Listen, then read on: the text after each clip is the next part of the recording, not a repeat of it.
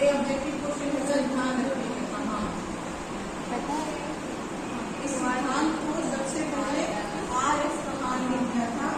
तो जो उनका प्रकाशन था उसका नाम भी याद रखिएगा,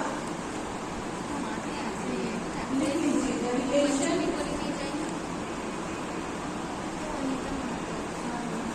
ऑफ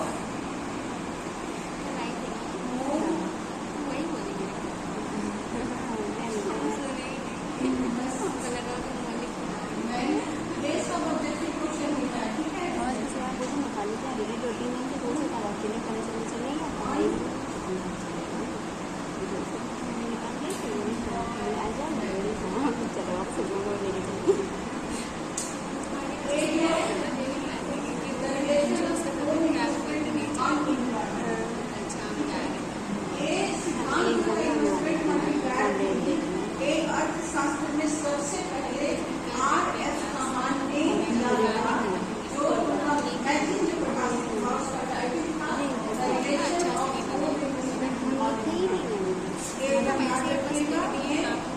ऑब्जेक्टिव क्वेश्चन होता है। आपकी परीक्षा में कहीं भी पूछा जाता है, ठीक है, तो वो चीज याद रखिएगा।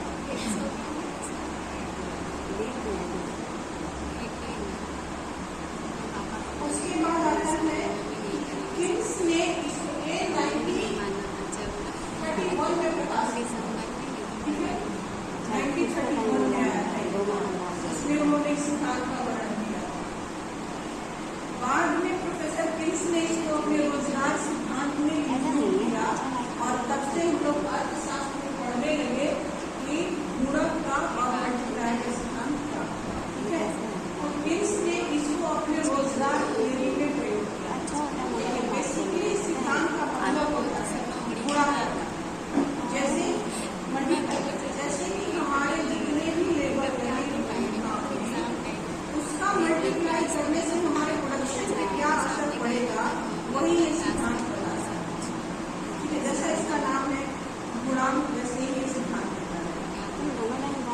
अब आता है कि इसको देखते कैसे में, इसको हम कैसे निकालते हैं। तो ये होता है एक सर्कल के तौर पर काम करता है। इसको लिखने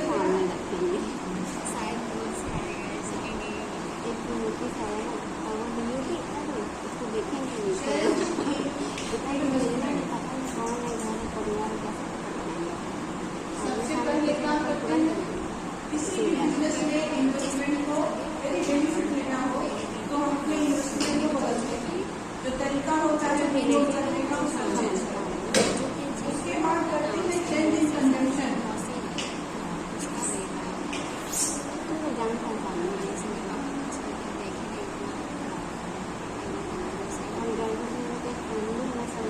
ये समझ में आया। इसके बाद लास्ट में क्या हो जाता है, यदि हम अपना इन्वेस्टमेंट बदलते हैं तो जाहिर सी बात है कि हमारा कंजम्पशन भी चेंज होगा कि नहीं होगा।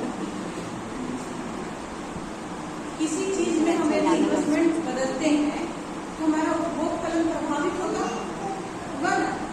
तो जब उपभोग फलन प्रभावित होगा तब क्या होगा,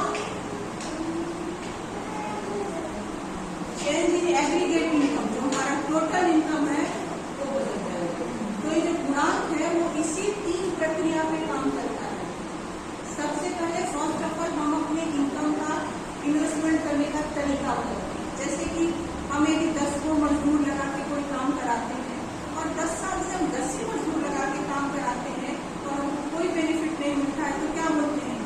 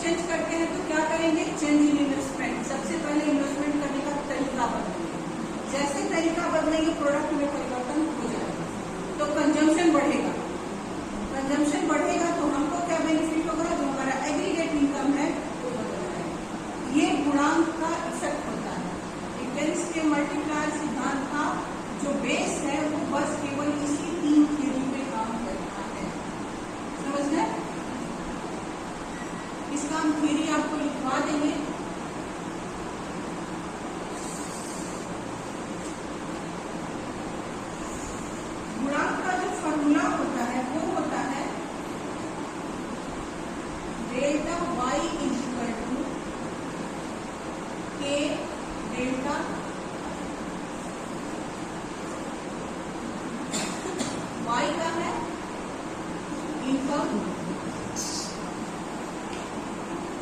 ये क्या है? मल्टीप्लायर।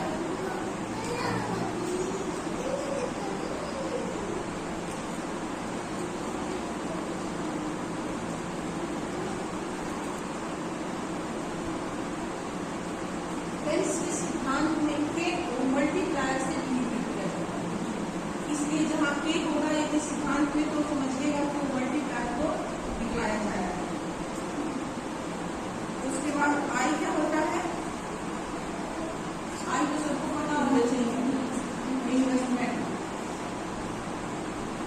ये इसका फॉर्मूला है, इसका बेस समझ में आ रहा है। इसका 3 बेस होता है। पहले इन्वेस्टमेंट में चेंजिंग करते हैं, ऑटोमेटिकली कंजम्पशन चेंज हो जाता है। जैसे कंजम्पशन चेंज होगा एग्रीगेट इनकम में परिवर्तन हो जाएगा। इसका फॉर्मूला होता है डेल्टा वाई इक्वल टू के डेल्टा आर।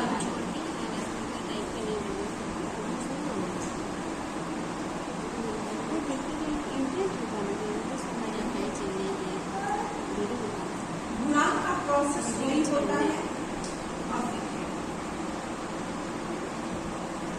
अब किसी भी कंपनी में जब हम अपना इन्वेस्टमेंट बढ़ाते हैं, मान लीजिए कि हमारा जो इनकम है, पहले हमारा जो टोटल इनकम था वो 5 लाख रुपया होता है, ठीक है। 5 लाख रुपया कमाने से यदि हमारा जीवन नहीं चल रहा है, चाहे हम अपने बिजनेस में प्रोग्रेस करना चाहते हैं, तो हम सोचेंगे कि हम ऐसा इन्वेस्टमेंट करें कि कम से कम सालाना हमको 10 लाख रुपये का इनकम हो सके, ठीक है। तो उसके लिए क्या करेंगे? सबसे पहले इन्वेस्टमेंट चेंज करेंगे। इन्वेस्टमेंट चेंज करने के लिए हमारे पास पैसा होता नहीं, किसी के पास पैसा तो रहता नहीं, तो क्या करेंगे? हम बैंक से अदर जगह से मदद करेंगे। एक सिंपल एग्जाम्पल दे रहे हैं, मुकेश अंबानी के छोटे भाई हैं अनिल अंबानी, ठीक है। जब धीरू भाई अंबानी का संपत्ति का बंटवारा हुआ, जितना मुकेश अंबानी को मिला उतना ही अनिल अंबानी को मिला, लेकिन मुकेश अंबानी टॉप बिजनेसमैन हो गया, अनिल अंबानी नहीं। क्यों नहीं हुए? क्योंकि उनके बिजनेस करने का तरीका इनकी तरह नहीं था, चाहे इतना इन्वेस्टमेंट नहीं कर पाए, इतना अफोर्ड नहीं कर पाए, उसको रीजन हुआ होगा। लेकिन अभी के समय में, अभी धीरे से मैंने 2 महीना पहले से अनिल अंबानी का बिजनेस चलने लगा, ठीक है, और वो बतौर बिजनेसमैन भारतीय अर्थव्यवस्था में सामने आ रहे हैं। जितना उनके कंपनी के ऊपर कर्जा था उस सब, तो क्या करते हैं इन्वेस्टमेंट बढ़ाने के लिए? कोई भी व्यक्ति इन्वेस्टमेंट यदि करना चाहता है, बिजनेस करना चाहता है, तो सबसे पहले इन्वेस्टमेंट से पैसा कलेक्ट करेगा। पैसा कलेक्ट करेगा कहाँ से? सोर्स ऑफ बैंक, बैंक से ही ना। किसी के घर में जितना पैसा है नहीं, कितना पैसा इन्वेस्ट कर देगा, तो बैंक से पैसा लेगा। बैंक से पैसा लेगा तो उसका इंटरेस्ट भी करेगा, ठीक है। वो भले आपको 2% इंटरेस्ट देना हो, 5% देना हो, पर देना तो पड़ेगा। तो बिजनेस डूब कहा जाता है कि हम इस इन्वेस्टमेंट को इस तरीके से नहीं कर पाते हैं कि हमारा कंजम्पशन बढ़े। जब हम इन्वेस्टमेंट को इस तरीके से करेंगे कि हमारा कंजम्पशन बढ़े, तो हमारा टोटल इनकम डेफिनेटली बढ़ेगा, वो नहीं बढ़ेगा। लेकिन हम इन्वेस्टमेंट करने का तरीका यदि गलत करते हैं तो हमारा बिजनेस डूब जाएगा। बिजनेस जब डूबेगा, वो तो डूबेगा ही, लेकिन बैंक वाला अपना पैसा नहीं छोड़ेगा, तो आपसे रिकवरी करेगा। तो जो आप 10% डूबे हैं, वो बैंक के सहयोग से सीधे 20% आएगा, क्योंकि वो अपना पैसा लेकर ही रहेगा, चाहे आपका बिजनेस डूबे चाहे उतरा। तो किंग्स कहते हैं कि यहाँ मल्टीप्लायर सिद्धांत काम करता है बिजनेस में, रोजगार में। यदि हम अपना इनकम बढ़ाते हैं, बना दीजिए, उस तरीका को जो बदलते हैं, तो क्या होता है कि हमारा टोटल प्रोडक्शन में वृद्धि हो जाता है। जब टोटल प्रोडक्शन वृद्धि होगा तो कंजम्पशन पावर बढ़ेगा, ये तो डेफिनेटली बढ़ेगा, इसमें कोई डाउट नहीं है। जब कंजम्पशन पावर बढ़ेगा तो हमारा टोटल इनकम इंक्रीज करेगा। एग्रीगेट डिमांड की चर्चा इसलिए करते हैं कि जो हमारा इनकम बढ़ता है उसमें हम बैंक का पैसा दे देंगे, ठीक है। जब हम बैंक का पैसा दे देंगे, जो इम्प्लॉय रखे हैं उसका पेमेंट कर देंगे, जो घर रखे हैं उसका पेमेंट कर देंगे, तो जो बचेगा वो हमारा एग्रीगेट इनकम होगा। इसीलिए केन्स इसमें वर्णन करते हैं कि जब हमारा मल्टीप्लायर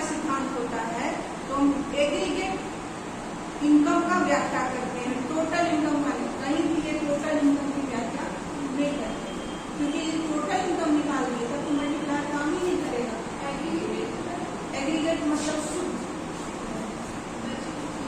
जो सब के बाद बन जाता है।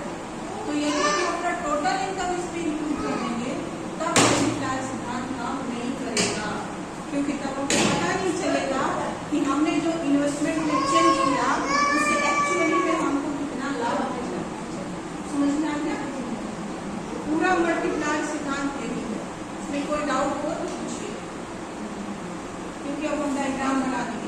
कोई भी डाउट हो इसको समझने में एक बार आपको देख लीजिएगा।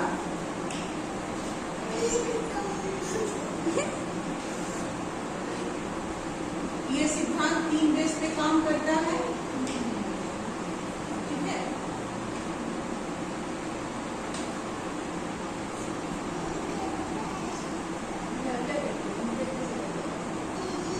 एक है आई माने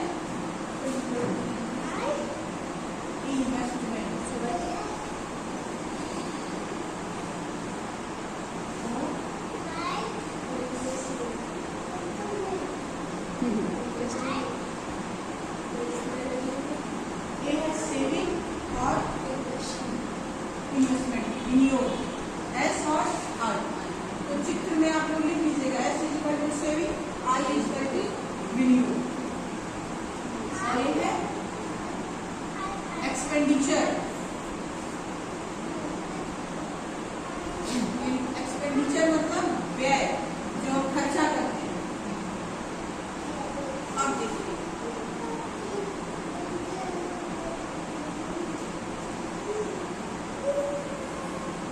एस माने सप्लाई,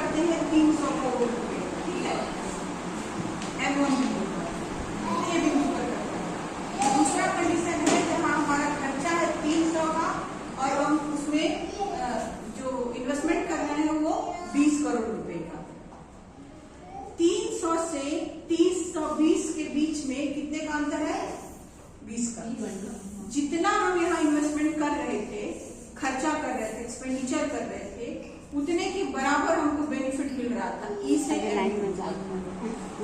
ना, ए बिंदु है, ये ए बिंदु है, ठीक है।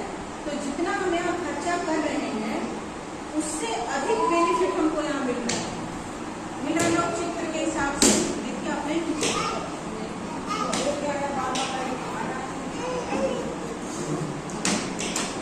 तो जितना देखिए हम 300 खर्चा कर रहे हैं, मान लीजिए एम बिंदु पर, ठीक है, और ये है ए बिंदु। एम से M1 पर जब हम इन्वेस्ट बढ़ा रहे हैं तो 3 से 320 कर रहे हैं, लेकिन जो हमारा सेविंग है वो भी बढ़ रहा है इससे डबल हिसाब से। ये दोनों का डिस्टेंस लिखिएगा, ये ऊपर, ठीक है।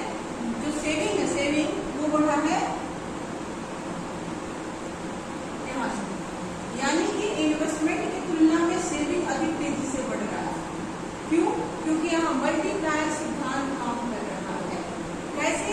तो जब हम अपना इन्वेस्टमेंट बढ़ाते हैं तो हमारा कंजम्पशन फंक्शन चेंज होता है। जब कंजम्पशन फंक्शन चेंज होता है तो हमारा एग्रीगेट इनकम इंक्लूड करके आगे बढ़ता है। तो ये मल्टीप्लायर में जो M से A तक जा रहे हैं ये आपका क्या हो गया? एग्रीगेट इनकम, जिसमें किसी भी तरह का अदर खर्चा, अदर एक्सपेंसिव इंक्लूड नहीं है। ये शुद्ध रूप से आपका इनकम है। तो अभी मैंने आपको बताया था कि मुकेश अंबानी राजा हो गए और अनिल अंबानी पीछे रह गए। यही रीजन था कि मुकेश अंबानी का एग्रीगेट इनकम इतना इंक्लूड कर आगे बढ़ा कि वो टॉप बिजनेसमैन में आ गए और अनिल अंबानी का ये इन्वेस्टमेंट बढ़ाने के बावजूद भी कंजम्पशन नहीं बढ़ा। तो जितना इन्वेस्टमेंट बढ़ाते हैं उसी की तुलना में उनका कंजम्पशन बढ़ रहा था, जो उनके विकास के लिए बाधक बन गया। कोई भी बिजनेसमैन बिजनेस करता है, एक